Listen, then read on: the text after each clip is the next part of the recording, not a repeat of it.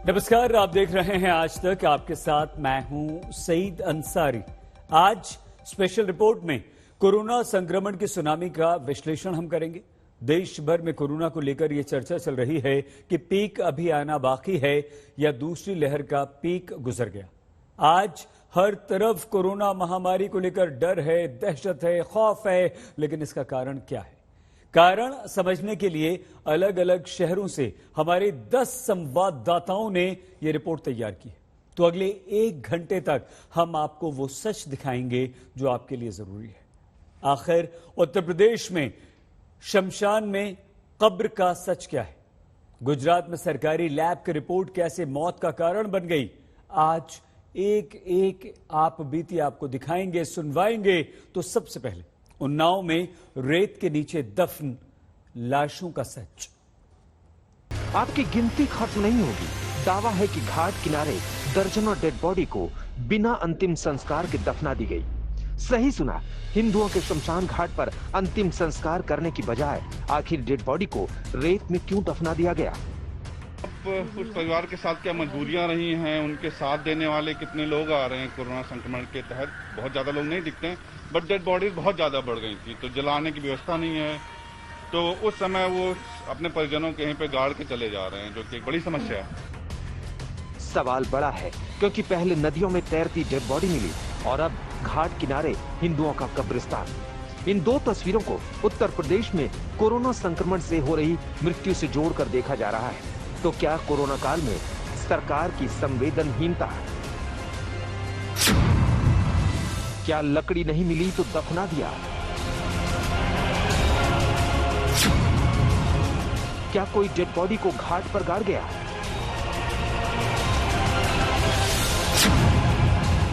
क्या मृत्यु को छुपाने के लिए ऐसा हुआ?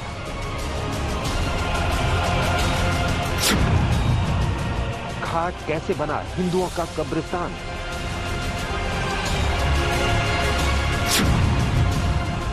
बक्सर घाट से आज तक की पड़ताल। उन्नाव के बक्सर घाट में हम आपको वो दिखाते हैं जो देख करके आपका दिल दहल जाएगा।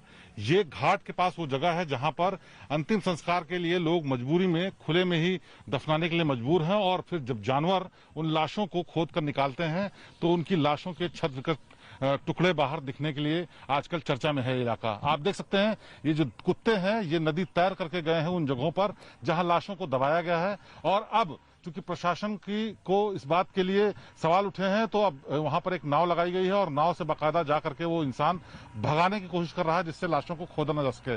लेकिन ये रोज का नजारा है जब हर दिन इसी तरीके से लाशों को खोद कर कुत्ते और जानवर दूसरे खाते थे। आज से पहले शायद ही आपने कभी ऐसी तस्वीरें देखी होंगी जहां शमशान घाट पर एक तरफ चिताएं जल रही हो और दूसरी तरफ उसी घाट पर शवों को बड़ी संख्या में दफनाया गया। स्थानीय लोगों का आरोप है कि ये सरकार की नाकामी का सबसे बड़ा सबूत है, क्योंकि अंतिम संस्कार के लिए लकड़ी नहीं मिली तो बेबस लोगों ने शवों को यहीं पर गाड़ दिया। ऐसा एक दो नहीं बल्कि दर्जनों लोगों ने किया। ये इधर भी साइड में भी भर गया है, उधर भी गए। जब प्रशासन की निगाह पड़ी तब आज से शायद जो है लोगों को मना कर दिया कि नहीं गाड़ेंगे, नहीं जलाएंगे। अच्छा, ये जो दिख रही है देख करके तो लग रहा है कि ज्यादातर हाल के दिनों में लाई गई हैं, तो क्या प्रशासन ने इनको दुरुस्त करने की कोशिश नहीं की? नहीं, जैसे जब खोदने लगे जानवर, जब पेपर में मीडिया में आया है तब प्रशासन इसमें जगह है कि जो है ये काम गलत हो रहा, अब जो है लकड़ी की व्यवस्था की जाए। लेकिन लकड़ी की व्यवस्था कोई नहीं, खुद खरीदता है गरीब आदमी, 2000 की लकड़ी खरीदता है, जो यहाँ पे जिनकी पंडा लोगों को 1000-2000 रुपए देने पड़ते हैं। हिंदुओं में अंतिम संस्कार जलाकर किया जाता है, लेकिन यहाँ पर ऐसा नहीं है। घाट के दोनों तरफ आपको ऐसे रेत के छोटे छोटे टीले नजर आएंगे जिसके नीचे शव दफने हैं। हमारी पड़ताल के दौरान स्थानीय लोगों ने बताया कि कोरोना काल में बक्सर घाट पर शवों की कतारें लग गई। उन्हीं का नतीजा है घाट पर नजर आ रहा हिंदुओं का कब्रिस्तान। किसी ने सपने में भी अंदाजा नहीं लगाया होगा कि कोरोना संक्रमण की वजह से इंसान ही नहीं बल्कि उसकी संवेदनाएं, रीति रिवाज सब मजबूर हो जाएंगे, और इतना मजबूर हो जाएंगे कि जो उनके धर्म में तरीका होता है वो भी नहीं अपना पाएंगे। हम इस वक्त बक्सर घाट जो कि उन्नाव जिले में है उसके किनारे हैं। उस यहाँ पर आप देख सकते हैं जहां तक नजर जाती है सिर्फ डेड बॉडीज ही दिखाई पड़ रही हैं, और वो भी दाह संस्कार करके नहीं बल्कि 2-2 फीट सिर्फ जमीन में गाड़ दी गई हैं। सरकार सिर्फ कागजों में अंतिम संस्कार के लिए मुफ्त में लकड़ी देने का दावा करती रही, लेकिन स्थानीय लोगों का कहना है कि न लकड़ी मिली, न एक बार प्रशासन घाट पर झांकने आया। डेड बॉडी आती रही और अव्यवस्था की मार के चलते रेत में दफनाई जाती रही। बक्सर घाट में आज तक कोई भी लकड़ी की व्यवस्था नहीं हुई। यहाँ पे प्रशासन की तरफ से कोई भी व्यवस्था नहीं होती है। आदमी खुद लाता है डेड बॉडी, यहाँ से देखिए 20-25 किलोमीटर दूर से लेकर के आता है, गांव से लकड़ी खरीदता है, 3000 की मिलती है। एक भी रुपए की आज तक प्रशासन ने कोई मदद यहाँ पे शमशान घाट के लिए नहीं दिया है। आप यहाँ से पीछे तक देखते रहेंगे, कम से कम 1000-2000 बॉडीज गड़ी होंगी। अभी भी कल के बाद से आज से रुका हुआ है यहाँ पे बॉडी गाड़ना, नहीं अदरवाइज हिंदू रिवाज में कभी बॉडी गाड़ी नहीं जाती थी। न लकड़ी व्यवस्था की जा रही, कोई व्यवस्था नहीं। यहाँ जो गरीब लोग आते हैं पहले यहाँ लकड़ी खरीदते हैं। यहाँ 2-4 माफिया लोग हैं जो लकड़ी बेचते हैं। पहले 2 रुपया 4 रुपया किलो लकड़ी बिकती है। आज की डेट में 8 रुपया 10 रुपया किलो लकड़ी बिकती है। बॉडी जलाने के लिए कम से कम 2.5 कुंटल 3 कुंटल लकड़ी चाहिए। लोगों का पैसा नहीं है, व्यवस्था होने लोग गाड़ देते हैं। आज तक का कैमरा पहुंचा तो प्रशासन की नींद टूटी। अंतिम संस्कार के लिए लकड़ी का इंतजाम दिखने लगा। नदी में मिल रही डेड बॉडी और घाट किनारे दफनाए गए शवों की जांच होगी। जांच ये कि जो शव दफनाए गए वो कब दफनाए गए, क्या सभी की मृत्यु कोविड से हुई, क्योंकि इसी इलाके में शवों को दफनाने की परंपरा भी है। अब सवाल है कि रेत के नीचे दफन लाशें परंपरा की निशानी है या फिर घोर लापरवाही का सबसे कड़ा सबूत। शिवेंद्र श्रीवास्तव, उन्नाव, आज तक।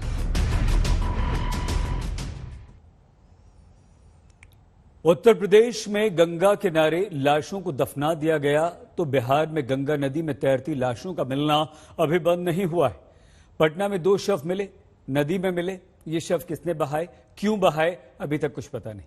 प्रशासन की तरफ से शवों के मिलने पर लीपापोती का खेल चल रहा है, लेकिन पटना हाईकोर्ट ने गंगा में तैरती लाशों पर बिहार सरकार से जवाब मांग लिया है।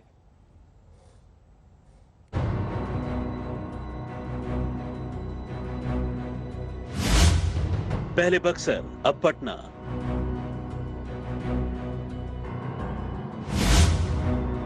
गंगा में तैरते शवों का रहस्य। बिहार में तैरती डेड बॉडी।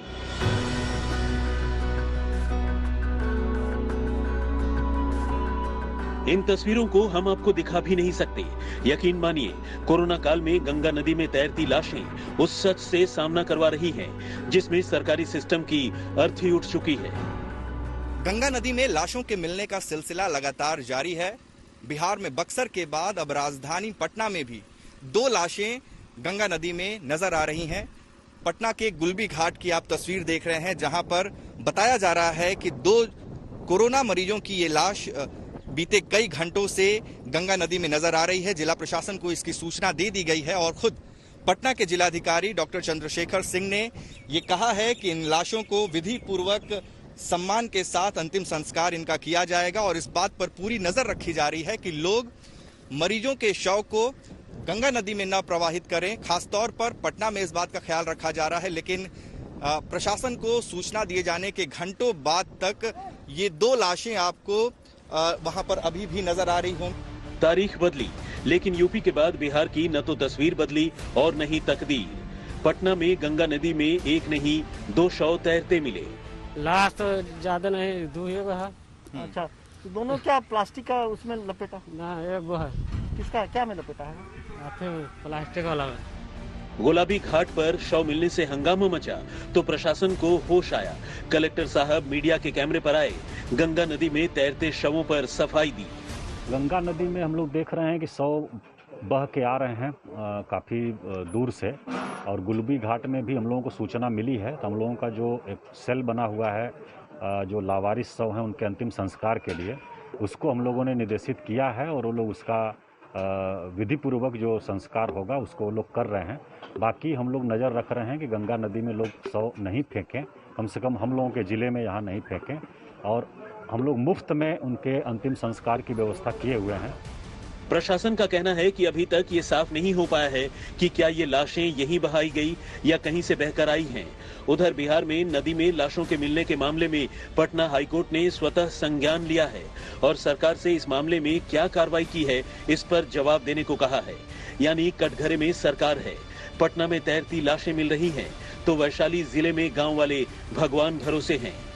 कोरोना की महामारी यूं तो बिहार के गांव-गांव में अपने पैर पसार चुका है, लेकिन वैशाली जिले का ये घोसवर गांव में आपका स्वागत है। ये घोसवर गांव बुरी तरह से प्रभावित है और हम इस गांव में आए हैं। इसमें पिछले कुछ दिनों में 15 लोगों की मौत हुई है। घोसवर गांव में बीते कुछ दिनों में 15 लोगों की मौत हो चुकी है, लेकिन आज तक की टीम जब गांव में पहुंची तो सरकारी सिस्टम पूरी तरह से नदारद दिखा। गांव में बहुत सारा फैला हुआ है। बहुत ज्यादा। कितना?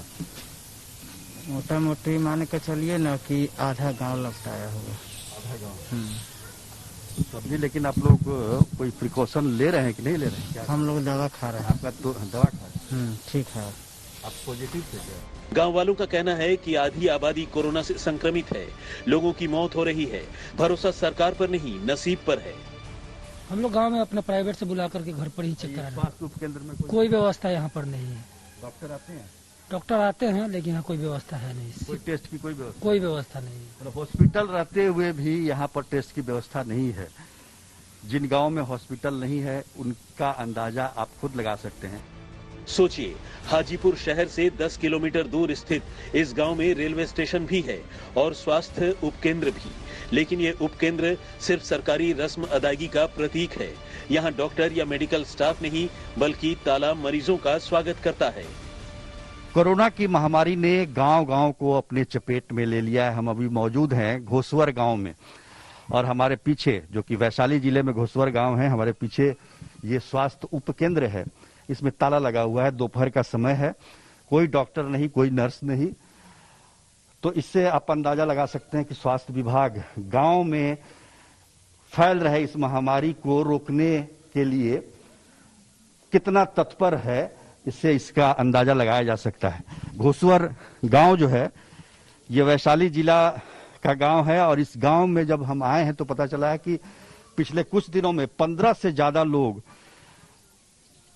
मौत के शिकार हुए हैं, जिसमें से ये बताया जा रहा है कि 10 लोगों का तो टेस्ट हुआ था बजाबते, वो पॉजिटिव आए थे और उसके बाद उनकी मृत्यु हुई है। 2000 की आबादी वाले इस गांव में आधे से ज्यादा लोगों का कोरोना लक्षण है। टेस्ट में 100 लोग पॉजिटिव भी हैं, लेकिन इलाज के लिए सरकार की तरफ से कोई मदद नहीं मिली। 20-22 आदमी मर चुका है। ऐसी अब तक नहीं हल्ला है, उम्र दराजों मर रहा है, कमजोरों तरफा के आदमी मर रहा है, तो सब जा रहा है करौने में। क्या मतलब पॉजिटिव भी है? अभी तो जांच पड़ताल होगा तब ना पता चलेगा सर। जांच होता नहीं है तो गाँव में तो है स्वास्थ्य? हाँ, ये तो सुइया लेता है लोग। अब हम ही है तो हम ही गए हैं, सुइया ले लिए हैं। दोनों सुई ले लिया? हाँ, दोनों सुई ले। बिहार के गांवों में कोरोना संक्रमण की सुनामी आ चुकी है, लेकिन सरकार और उसका पूरा सिस्टम हाथी के दांत जैसा है, यानी खाने के और दिखाने के कुछ और। पटना से उत्कर्ष सिंह के साथ वैशाली से सुजीत कुमार झा, आज तक। एक बड़ी खबर इस वक्त आ रही है और वो खबर भी इन्हीं डेड बॉडीज को लेकर, शवों को लेकर है। खबर यह है कि यूपी सरकार के फैसले पर कैमूर बिहार के लोग भड़क गए हैं और वो फैसला यह है कि दाह संस्कार पर रोक लगाया गया था। फैसला यूपी सरकार ने लिया, लेकिन लोग नाराज हुए हैं। यूपी में बिहार के शवों के दाह संस्कार पर रोक लगा दी गई है और इस फैसले को लेकर कैमूर के लोग भड़क गए हैं। दाह संस्कार रोके जाने से कैमूर के लोग काफी नाराज हो गए हैं। उन्होंने कहा कि ये कैसे हो सकता है, आप ऐसा कैसे कर सकते हैं। बिहार से उत्तर प्रदेश जाने वाले शवों को लौटाने पर यह हंगामा हो रहा है।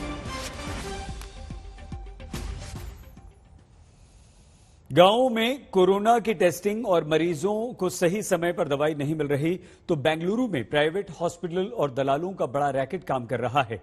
हमारी संवाददाता नबीला जमाल की एक ग्राउंड रिपोर्ट देखकर आपको बेंगलुरु के अस्पतालों का काला सच पता चलेगा।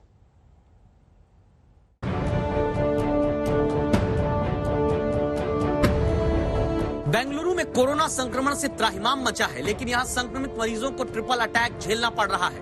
पहला ऑक्सीजन की कमी, दूसरा हॉस्पिटल बेड की कमी और तीसरा हॉस्पिटल में दाखिला कराने वाले गैंग का सिंडिकेट। आज तक की पड़ताल में बेंगलुरु का डरावना सच कैद हुआ। ज्यादातर मरीजों का कहना है कि प्राइवेट हॉस्पिटल में खुलेआम लूट का खेल खेला जा रहा है। बेंगलुरु में कोविड पेशेंट जो है, जो गवर्नमेंट हॉस्पिटल्स जब जा रहे हैं वहां पर तो पूरा फुल है, तो उनके पास कोई ऑप्शन नहीं रहा, तो प्राइवेट हॉस्पिटल्स के पास आते हैं। वहां पर जो बीबीएमपी के वेबसाइट में वेकेंट होता है, लिखा होता है कि वेकेंट है, मगर जब हॉस्पिटल पहुंचते हैं पता चलता है कि एक भी बेड नहीं है। जब हॉस्पिटल से पूछते हैं तो बोलते हैं कि बेड नहीं दे सकते, मगर अगर अर्जेंसी है तो 1 लाख तक पैसे देना पड़ेगा एक हॉस्पिटल बेड के लिए। ऐसे बहुत सारे एजेंट्स प्राइवेट हॉस्पिटल्स के सामने घूम फिर रहे हैं, ऐसे कोविड फैमिलीज को गुमराह करने के लिए, और बहुत सारा पैसा उठा रहे हैं। ऐसे बहुत सारे फैमिलीज हैं जो बेंगलुरु में, जिन्होंने 1 लाख, 2 लाख, 3 लाख दिया है प्राइवेट हॉस्पिटल्स में। जिनको पैसे नहीं है उन्होंने भी बहुत मुश्किल से ऐसे पैसे दिए हैं, मगर हॉस्पिटल्स बोल रहे हैं कि उनकी कोई गलती नहीं है, क्योंकि एजेंट्स बाहर ऐसे डीलिंग कर रहे हैं। आज तक की पड़ताल में चौंकाने वाला सच पता चला। एक मरीज के घर वालों की बीती आप सुनेंगे तो पूरा खेल समझ में आ जाएगा। राहुल ने हमें बताया कैसे हॉस्पिटल में दाखिला करने वाले दलाल एक्टिव हैं। 120 किलोमीटर हमने बिना ऑक्सीजन के एम्बुलेंस में गए थे पूरा शहर। उसके बाद फिलोमिनास में वो डॉक्टर एटलीस्ट बोला कि ऑक्सीजन एम्बुलेंस में जाओ, और जब ऑक्सीजन एम्बुलेंस मिला 40 मिनट के बाद, उसके बाद वो ऑक्सीजन का काउंट ऊपर हो, इसलिए सेंट जॉर्ज लोग बोल रहे हैं कि इतना कंडीशन उतना क्रिटिकल नहीं है, आप कहीं और ढूंढो नॉर्मल बेड। हमको सिर्फ इमरजेंसी वार्ड दिया था। अब कल 10 दिन के बाद, एडमिशन के 10 दिन के बाद, जब मैंने BBMP war room west zone को फोन किया, वो लोग बोल रहे हैं कि हमारा पेशेंट अभी फिलोमिनास में एडमिट है। याद रखिए, अभी फिलोमिनास में एडमिट है। ये वही हॉस्पिटल है जो हमको डिक्लाइन कर दिया क्योंकि ये बोला कि हमारे पेशेंट बहुत क्रिटिकल है। 10 दिन के बाद अगर उनका नाम अभी एडमिटेड दिखा है और नॉट डिस्चार्ज लिखा है, इसका मतलब है कि हमारे पेशेंट के बेड में किसी और को, ये बीबीएमपी लोग ने या फिलोमिनास हॉस्पिटल लोग ने आके किसी और को एडमिट किया और किसी और को ट्रीटमेंट दे रहा है। हमारे पेशेंट का नाम। प्राइवेट हॉस्पिटल के सिंडिकेट का शिकार बन चुके राहुल ने जो बताया, उसके मुताबिक कोविड मरीजों से मोटी रकम वसूली जा रही है। हॉस्पिटल और दलालों का गैंग एक्टिव है। 35,000 से 1 लाख रुपए में मिलता है प्राइवेट बेड। हॉस्पिटल ही दलालों को मरीजों की डिटेल दे देता है और गैंग के दलाल मरीजों को फोन करके इलाज कराने के ऑफर देते हैं। बेंगलुरु में हालात बद से बदतर हैं, लिहाजा मरीज की मजबूरी का कई प्राइवेट अस्पताल फायदा उठाते हैं। आप कैमरे में कैद इन तस्वीरों से समझ सकते हैं। अभी देख रहे हैं ना, अब आई गेस बढ़ रहा है, उनका ऑक्सीजन लेवल थोड़ा बढ़ रहा है। 79 इट वाज, 81 कुछ हुआ है अभी के लिए। तो परेशान इसीलिए oxygen is not available actually. I don't know कहाँ से ये दिख गया मुझे। I was actually going in search of oxygen. I just turn back and I read this thing, इसीलिए जस्ट आई केम। पूछते हैं अगर कुछ हो रहा है तो। सरकार का दावा है न बेड की कमी है, न दवा की, न ऑक्सीजन की, लेकिन ये सिर्फ सरकारी दावे हैं। कर्नाटका के गवर्नमेंट हॉस्पिटल्स में तो बेड्स भरे हुए ही हैं, मगर प्राइवेट हॉस्पिटल्स बोल रहे हैं कि बेड्स खाली नहीं है। यही बात अगर बीबीएमपी वेबसाइट में जाके देखें तो अलग दिखा रहा है। यहाँ पर सप्तगिरी हॉस्पिटल जो प्राइवेट हॉस्पिटल है, वो बीबीएमपी वेबसाइट में दिखा रहा है कि ये 340 के ऊपर बेड्स अवेलेबल है, मगर यही बात अगर सप्तगिरी हॉस्पिटल में जाके पूछे तो हॉस्पिटल लोग बोल रहे हैं कि बेड्स अवेलेबल नहीं है। तो यही कंफ्यूजन में पेशेंट को भटकना पड़ता है। ये इसी का अब फायदा लेके एजेंट्स जो हैं बोल रहे हैं कि कुछ पैसे के लिए वो बेड की एडमिशन दे देंगे।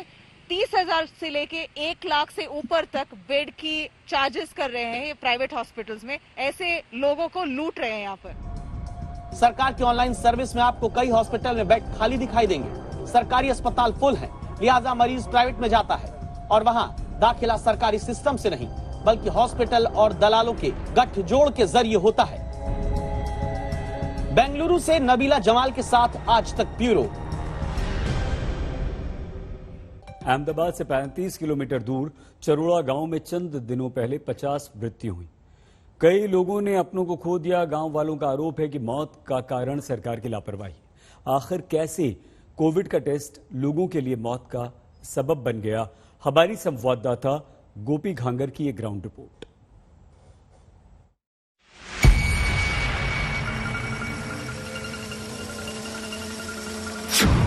गुजरात के गांव की रिपोर्ट डरा देगी। मौत बांटने वाली सरकारी टेस्टिंग। कोविड टेस्टिंग का जानलेवा खेल। सबको फोन किया तो वो लोग बोलते थे कि आरटीपीसीआर रिपोर्ट चाहिए, RT-PCR गवर्नमेंट में मैंने रिपोर्ट कराया, वो तो नेगेटिव था और प्राइवेट में पॉजिटिव बता रहा था, तो मैं कैसे उधर ले जा सकता था।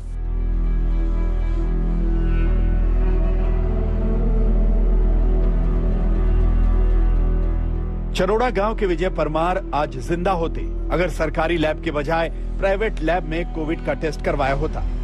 यकीन मानिए, परमार परिवार की आप बीती रुला देने वाली है। इस बेटे के सिर से पिता और दादी का साया उठ गया।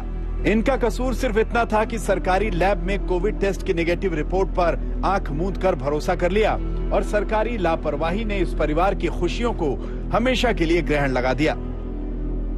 मेरे फादर ने रिपोर्ट 20 तारीख को कराई थी और उधर रिपोर्ट कराने के बाद 5 दिन के बाद मैंने वहां जाके पता किया, तब मेरे को पता चला कि उनका रिपोर्ट नेगेटिव है। पर मैंने प्राइवेट में कराया तो उधर पॉजिटिव बताया और विस्का स्कोर था और हालत बहुत कंडीशन खराब थी उनकी। एक भी हॉस्पिटल में डॉक्टर को मैंने पूछा, सभी हॉस्पिटलों में, तो उधर उन्होंने मेरे को बोला कि इनको एडमिट करना पड़ेगा और वेंटिलेटर की जरूरत है। और वेंटिलेटर की सुविधा VS में और सिविल में 2 जगह पे है, पर उधर मेरे को एक भी बेड खाली नहीं मिला। मैंने 108 वालों को फोन भी किया। अपने पिता की तस्वीर को देख रहे कुणाल परमार का सब कुछ छिन गया। पिता की तबीयत खराब थी, सरकारी लैब में कोविड का टेस्ट हुआ लेकिन रिपोर्ट निगेटिव आई। हॉस्पिटल ने दाखिला लेने से मना कर दिया। लापरवाही की इंतहा देखिए, प्राइवेट लैब की रिपोर्ट पॉजिटिव आने के बाद भी विजय परमार की मृत्यु हो गई। परमार परिवार का ये सदमा इतना गहरा है कि अब सबका यही कहना है कि ईश्वर ऐसा दिन किसी को ना दिखाए। संभलना, लेकिन धीरे धीरे तो संभलना पड़ेगा ही। हमारे यहाँ हमारे घर पे तो ऐसी आफत आ पड़ी है कोरोना की वजह से, हम क्या करें, लेकिन संभलना तो पड़ेगा। वो हमारा भतीजा एक ही है, उसको भी संभलना पड़ेगा। कोरोना की वजह से वो मौत हुई है तो उसमें हम भी बहुत दुखदाई व्यक्त कर रहे हैं। सोचिए, अहमदाबाद से 25 किलोमीटर दूर चरोड़ा गांव का हाल ऐसा है तो सुदूर गांव का क्या हाल होगा। आज तक की पड़ताल में पता चला कि इस गांव में 50 से ज्यादा लोगों की कोरोना से मौत हुई। अब हमारे गांव में 10,000 की बस्ती है। प्राइवेट लैब में जो करवाते थे, रोज 60 सैंपल या 65 सैंपल ले जाते थे, उसमें 40 से 50% पॉजिटिव आते थे। और अभी कितने केस होंगे? अभी गांव में हो गए 50-60 केस हो गए। सबसे ज्यादा कितनी मौत हुई है और एक दिन में सबसे ज्यादा कितनी मौत हुई? एक दिन में सबसे ज्यादा 12 डेथ हुई थी एक दिन में, और बाकी सारे दिन में 6-7 15 दिन पहले ऐसी डेथ होती रहती थी।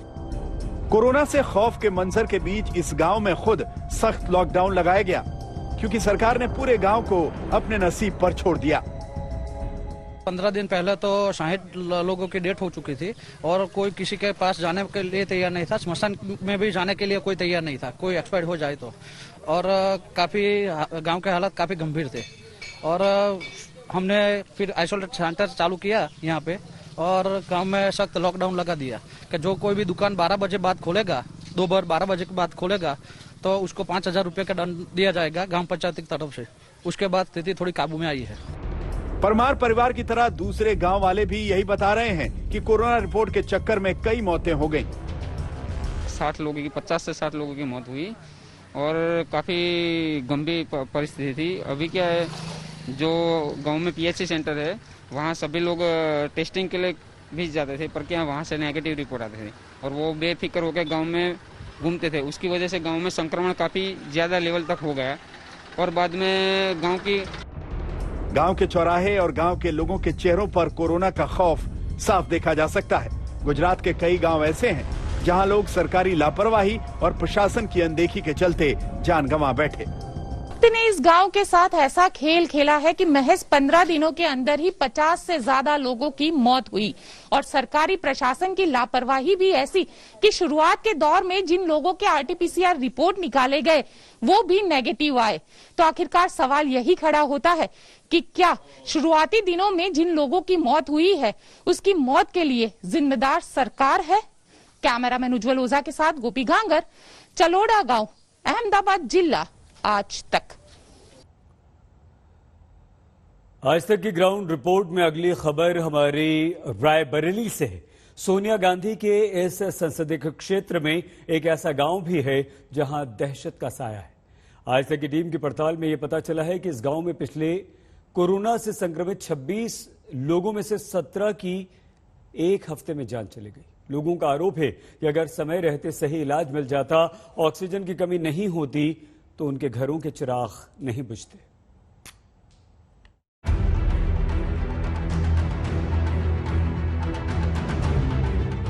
जो रास्ते हमेशा गुलजार रहते थे, वहां सन्नाटा पसरा है। जिन रास्तों के सिरे गांव की गलियों से जुड़ते हैं, वहां बास बल्ली लगी है। कोरोना के खौफ का पोस्टर चिपका है।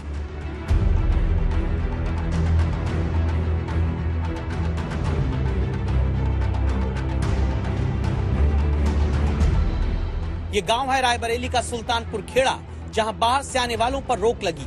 वायरस का खतरा ऐसा कि यहां कोई आना भी नहीं चाहेगा, लेकिन जान दांव पर लगाकर हमारे संवाददाता अभिषेक मिश्रा निकल पड़े पड़ताल करने, जानने कि आखिर सुल्तानपुर खेड़ा गांव में दहशत क्यों है।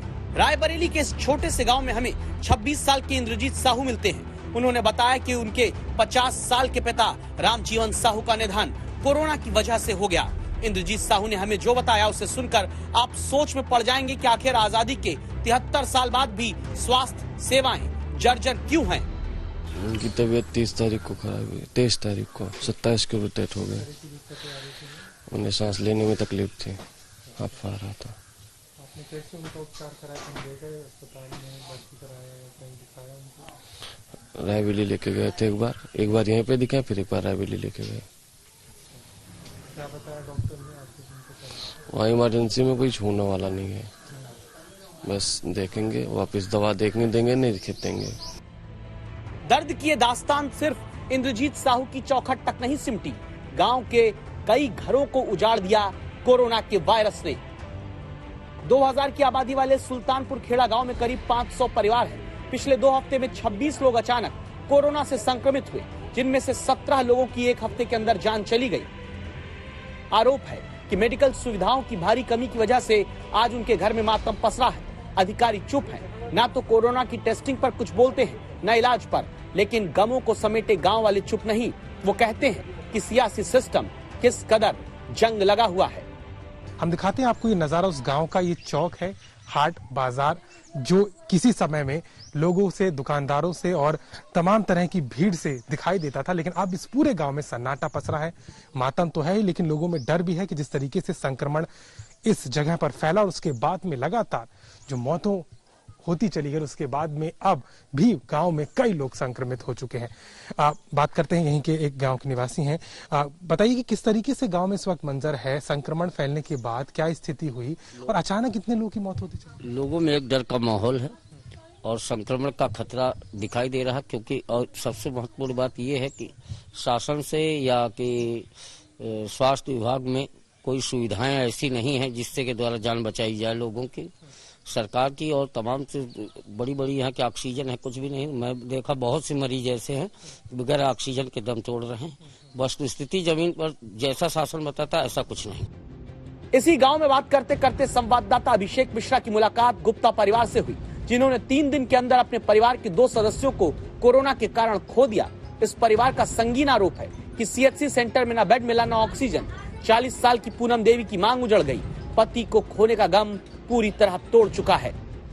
पहले बुखार आया, उनको खांसी आया, 3-4 दिन घर पर इलाज हुआ उनका, नहीं ठीक हुआ तो प्राइवेट हॉस्पिटल में गए वो। फिर वहाँ पर उन्होंने उनको घोषित कर दिया, फिर भेज दिया जिला अस्पताल, फिर वहाँ से उनको L2 भेज दिया। फिर वहाँ पर उनकी 3 दिन डेथ हो गई। अचानक ही हो गया एकदम? अचानक भी। बिल्कुल आपको अंदाजा नहीं हो रहा था कि ऐसा कुछ हो जाएगा? नहीं। कोशिश किया सब लोगों ने। आज भले ही सरकार दावा कर रही है कि राज्य में ऑक्सीजन की किल्लत दूर कर ली गई, गृह विभाग के अपर मुख्य सचिव अवनीश अवस्थी ने आज तक से बातचीत में कहा है कि 23 अप्रैल को यूपी में जहां 380 मीट्रिक टन ऑक्सीजन थी, वो आज बढ़कर 1000 मीट्रिक टन से ज्यादा पहुंच चुकी है, यानी करीब 3 गुना बढ़ोतरी हुई।